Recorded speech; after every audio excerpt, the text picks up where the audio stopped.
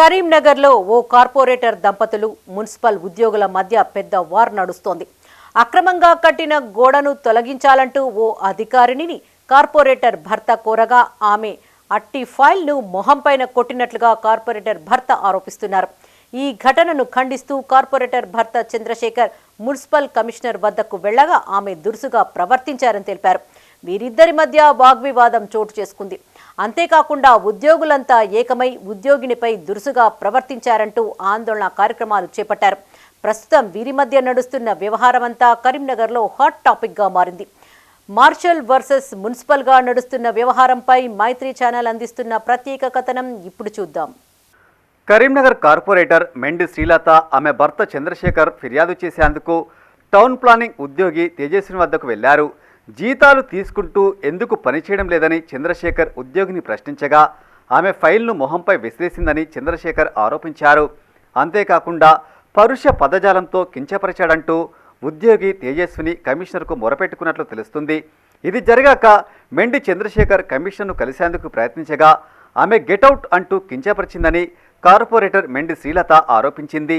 దళిత కార్పొరేటర్ను అయినందునే municipal అధికారులు కక్ష సాధింపు చర్యలకు పాల్పడుతున్నారని తెలిపింది.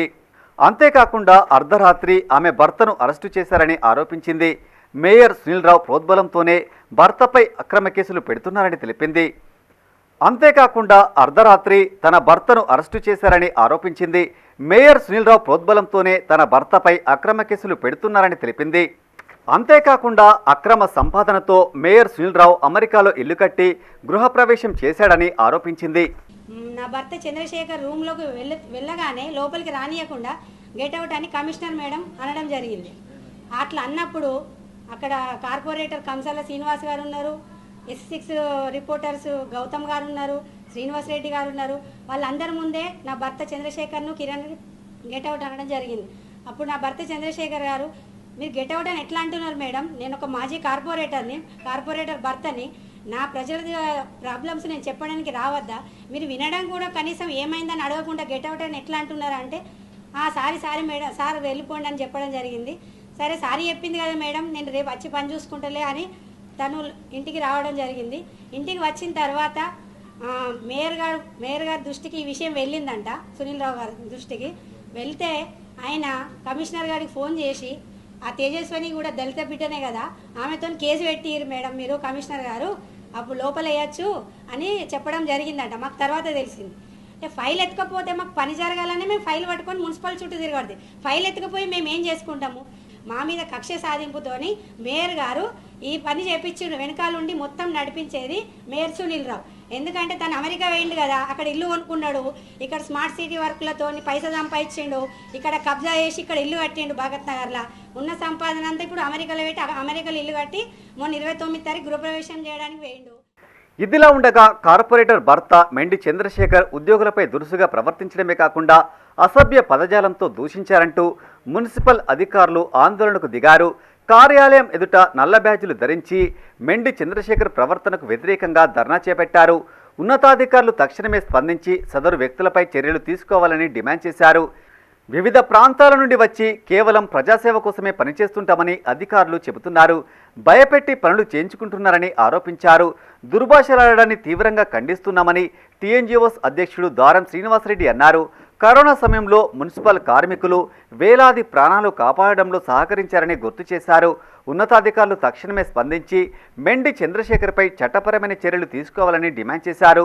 లేని ఎడల తీవ్రంగా ఉద్యమిస్తామని హెచ్చరించారు. ఇలాంటి దాడులు పునరావృతం కాకుండా చూడాలని, తక్షణమే క్షమాపణ చెప్పాలని డిమాండ్ చేశారు.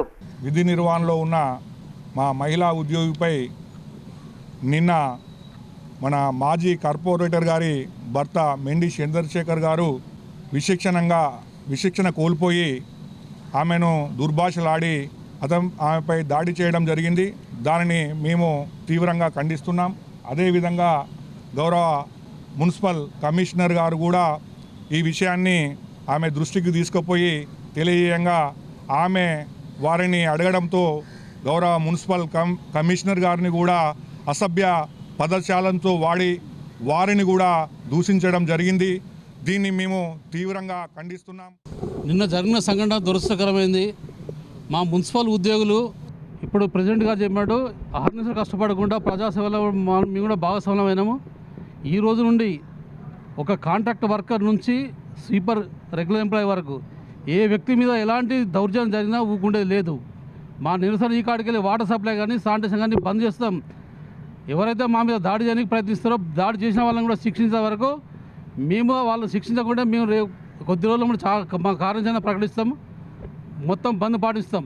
కాబట్టి వాళ్ళని తక్షణమే అరెస్ట్ చేసి వాళ్ళ మీద యాక్షన్ తీసుకోవాలని కోరుతున్నాము. మా ఉద్యోగ సోదరులకు తెలిసేది ఏంటంటే కాంట్రాక్ట్ వర్కర్ నుంచి రెగ్యులర్ ఎంప్లాయీ వరకు ఒక యూనియన్ ఫామ్ అవుతుంది. తప్పకుండా ఇప్పటి నుంచి ఎవరి మీద ఎలాంటి సంఘటన జరిగినా మేమందరం ముందుకొచ్చి వారిని ఖండిస్తామని తెలియజేస్తున్నాం. మెండి చంద్రశేఖర్ క్షమాపణ చెప్పేంత వరకు ఉద్యమిస్తామని ఉద్యోగులు హెచ్చరిస్తున్నారు. కేవలం దళిత కార్పొరేటర్ను అయినందునే కేసులు నమోదు చేశారని కార్పొరేటర్ ఆరోపించారు. ఇద్దరు వ్యక్తులు మున్సిపల్ ఉద్యోగుల మధ్య నడుస్తున్న గొడవ సద్దుమణగాలని ఆకాంక్షిద్దాం.